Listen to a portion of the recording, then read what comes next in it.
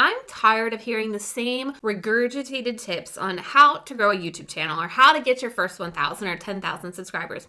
How about you? There are thousands of videos out there and I've fallen guilty of doing them as well, but it's a new year and we're gonna make some changes. I'm gonna share with you some of the brand new things you can focus on here on YouTube if you really wanna grow your channel in 2022. Because it's not just gonna be as easy as ask people to subscribe or create good titles and thumbnails. All of those are important, but what I wanna do is go a little bit deeper and show you some more things that you could be focusing on. The first thing is gonna ruffle some feathers, and that is to stop focusing on keyword research. Listen, there are so many YouTube channels out there and probably the topic, the niche that you want to do is already been done on YouTube. Stick with me because it's a good thing. But what you're going to realize as you start doing this keyword research, you're going to find like every topic is competitive, and that's fine. But what you can really do is stand out and break ahead of the pack, even though it's already been done on YouTube. And like I said, if it's already been done on YouTube, fantastic. You know there is a market for the topic you want to talk about, and you're not going to have to create a brand new market, right? You know your market's there. You just need to find out now what types of content that they're watching and put your own secret sauce into that content. So instead of taking all your time keyword harvesting, keyword researching, what I want you to do is called piggybacking. Now, this does not mean you are copying people, but you need to figure out who on YouTube is talking to your audience. Who is on YouTube right now that you would say is a competitor? We like to call them niche neighbors. What types of content are they creating? More importantly, I want you to look at their most popular videos. What are those topics? Can you talk about those topics? Because what that's going to help you do is if you're creating similar content, YouTube's going to pick that up in the algorithm. Somebody watches your niche neighbors video, and then YouTube will recommend your video because it will see it's similar type of content. And if you have that title in your thumbnail that everybody talks about that gets people to click, that's how you're gonna start to grow your channel. I wanna give you a little bit of data on why not keywords and why piggybacking works. So if you go into your analytics on YouTube and you go to your audience, you're literally going to see who YouTube is already piggybacking you with. You can see right here, these are the channels that YouTube is lumping me with. This is what YouTube says my audience is watching. So I could go to any of these channels. Let's say, for example, let's go to Catherine. I love what Catherine does. Go to her channel, go to her videos, and see if there's any particular video in the last 3 months that has gotten more views than normal. That tells me, okay, her audience really enjoys this type of content. So we can see on average, okay, 11K, 9.5, there's a 32K, 30K. So we would say, here's a 51K. This is great because I actually have this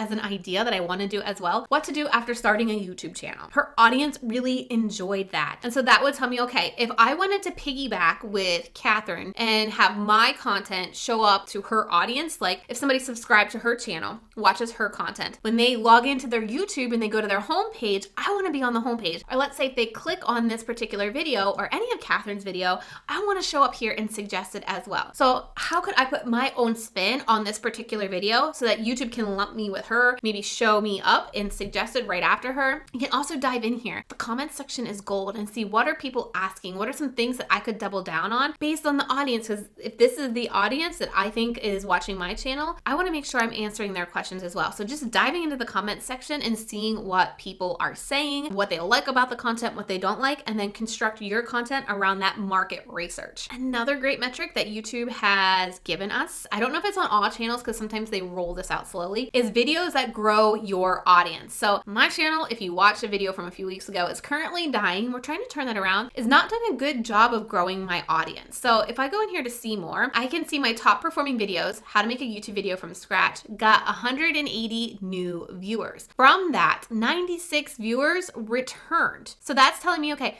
these are new viewers, and then from these new viewers who came back and watched another video. So these are doing a good job of building that subscribability factor with people. They're not just, watching the video and piecing out. They are then coming back and watching another piece of content. So then this particular video then helped me attain, 765 views. Then you can see the bottom performing videos, shorts. I haven't released my actual opinion on shorts, but I have my own thoughts on shorts. But you can see right here, the videos that are gaining me the least returning viewers is shorts. Take that piece of content how you want. Now I wanted to show you why your homepage and your suggested traffic is much more valuable than your search traffic. So if we go here by traffic source, and this is just just in the last 28 days. The amount of views that I got from YouTube search were 19,000 views, but people only watched on average 2 minutes and 43 seconds. Whereas on the browse feature, when people found me on the homepage, they almost watched double that, 4 minutes and 20 seconds. And if I looked at suggested, it's 4 minutes as well, a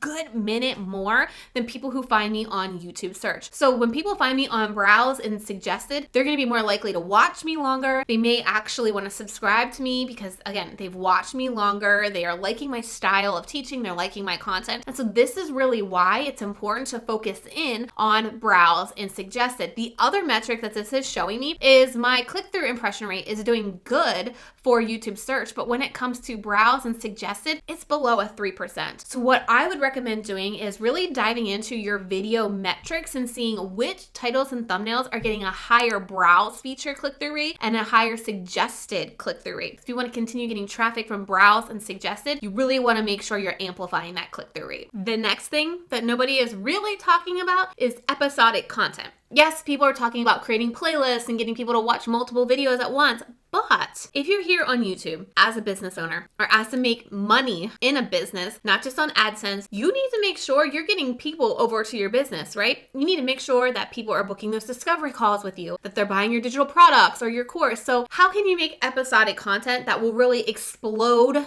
traffic to your offers? This is a tactic that we call here at Trina Little and that we do with our agency clients called the firework approach. So the way the firework approach works is, think about a firework, right? There's that core of the firework where the explosion happens. So the core of the firework is going to be a core video for you. What that core video's main goal is to be incredibly valuable, almost webinar-ish style, but 20 to 30 minutes and great instructional content. And then the primary goal of your core video is to send people off the platform to your sales page, to your lead magnet, to your work with me page, to your discovery call page, right? That is the primary goal of your core video. Then from that core, right, we have those sparks, which make the fireworks pretty. So your spark videos will then support your core videos. Each spark video is talking about an element of that core video, and your call to action for your spark video is to watch the core video. This way, you're ensuring that you're creating this episodic content, but as YouTube starts to push more of your spark videos, because your call to action is watch your core video, which accumulates more views, more watch time, then you're getting more eyes on your offer. So let me rewind and kind of explain that again. If the goal of all of your spark videos is to then watch the core video,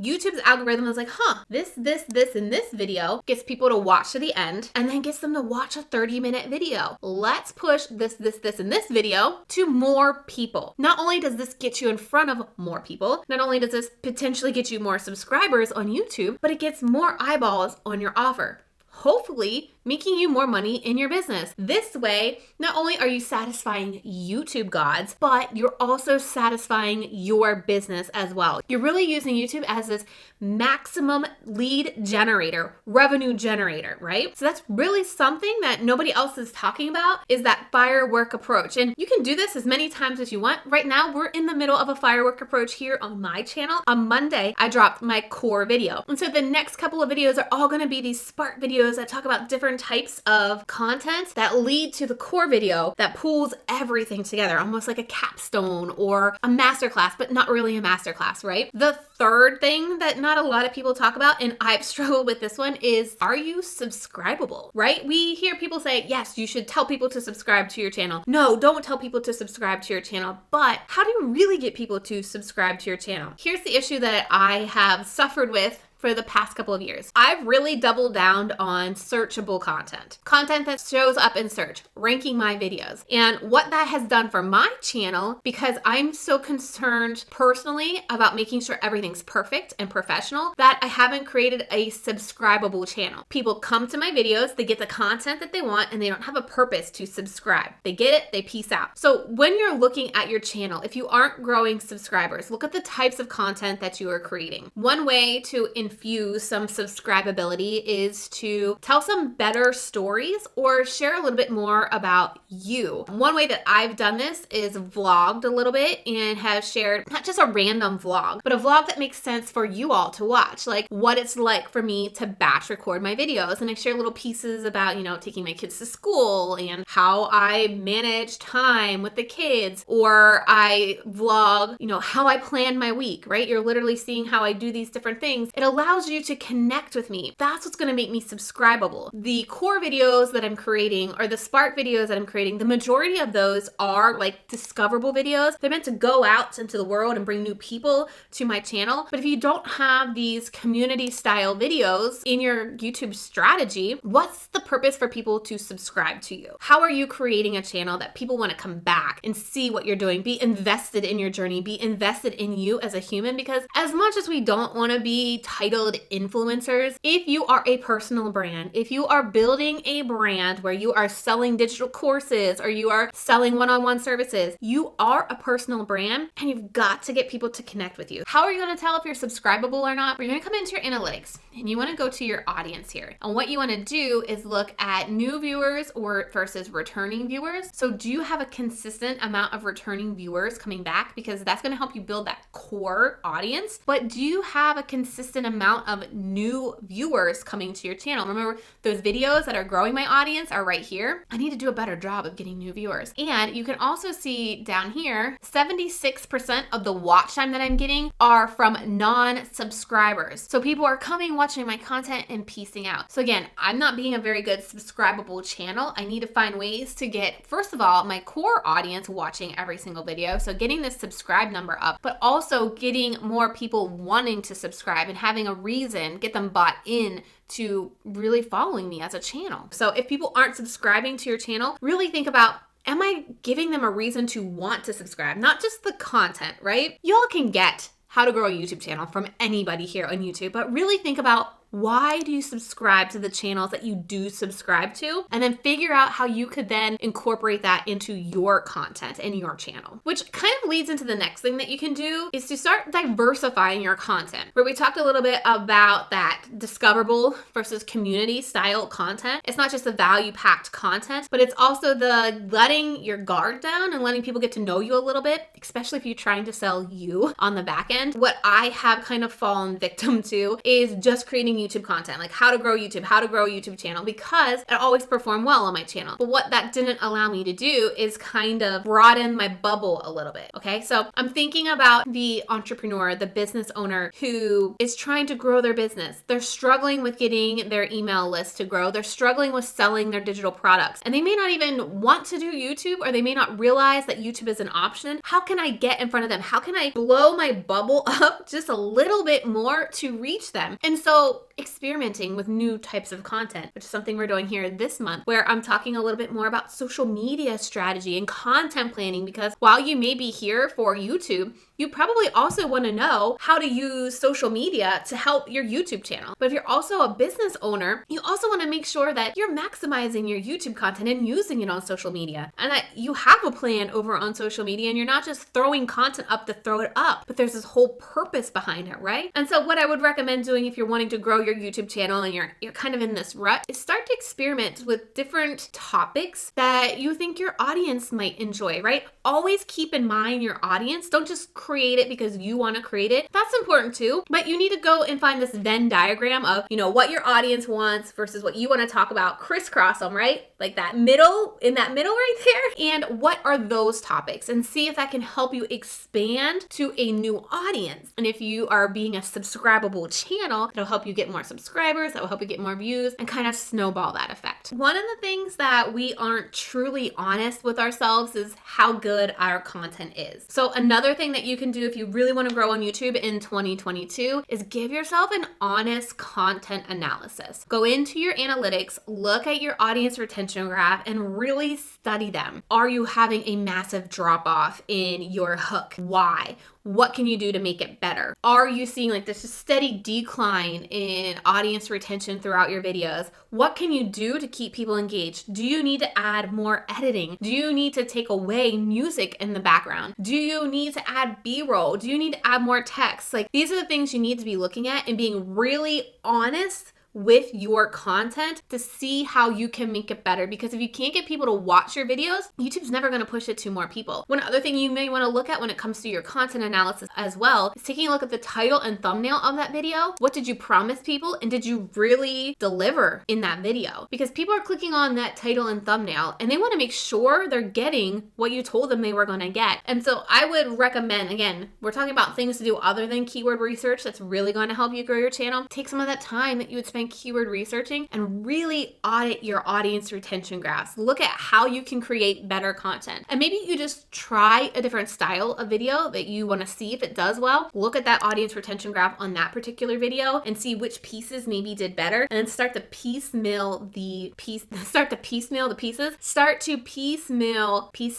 the videos that performed well to really help you improve the audience retention on your videos. One thing that I've loved using the past couple of weeks is the community tab. Now, again, I've fallen guilty to this one and not using it, but the community tab will really get you some great answers from your audience here on YouTube. And now I don't mean just like posting something on the community tab, but using the polls feature. This has been game changer for me to really understand who you are watching these videos. And the best way to use the community tab with polls is give like 2 to 3 options to see how your audience is feeling. So some of the polls I've done recently here is to see what types of content y'all want to see from me, right? I'm thinking about expanding that bubble a little bit. And I was surprised you that voted on that poll really want to see more social media tips. And then the other poll, I was surprised want to see more editing tips as well. And so by using the community tab, you're going to really help your content grow, expand your bubble based on really what your audience wants to see. We also forget that YouTube is a social platform and people are on YouTube engaging and connecting. And so if you aren't using the community tab to do polls, maybe use the community tab to update people. I've noticed that the community tab doesn't really work best to promote your video, but to get your audience engaged with you, kind of like the Instagram feed, right? Where you're sharing a little bit more about you. Another post that gets really good engagement on the community tab here on YouTube for me is just a selfie and sharing a little story or sharing a little struggle that I'm having to make that connection with you. It makes you feel like, oh, she gets me. She knows what I'm going through. Oh, I can totally relate. That's gonna also help you build your subscribability factor and get people coming back for video after video. And the bonus about the community tab, you don't even need a scheduler. YouTube allows you to schedule the community tab posts out for like months at a time. So you could literally sit down on your community tab and schedule 3 months worth of content and just set it and forget it. Go back and respond to people who comment on those posts once they're live, but you could honestly get all of your content scheduled on the community tab at once. So question, are you responding to my polls? Are you voting on my polls in the community tab? Let me know I voted if you voted on those polls before, because it's really interesting to see the amount of people that vote on the polls and then see who here is then watching the videos as well. Now we've briefly touched a little bit about episodic content and the firework approach and content analysis, but does every video that you publish have a strategic plan? What is the purpose for every video that you publish? I know I've fallen victim to this where I'm just like, I gotta get a video out. I know this one's gonna do well. Let me just do it. And I didn't have a strategic plan for what that video was doing ultimately for my business. So if you don't have a strategic content plan mapped out for like 4 to 6 weeks at a time, watch the video that's on your screen right now, because I literally bring you in to my strategic content plan for social media, how I'm posting YouTube videos and how it ties in with my business goals and my podcast and my Instagram and my Pinterest. Now, if you have found me subscribable, I would love for you to hit subscribe, and I will see you in that in-depth strategic content planning video next.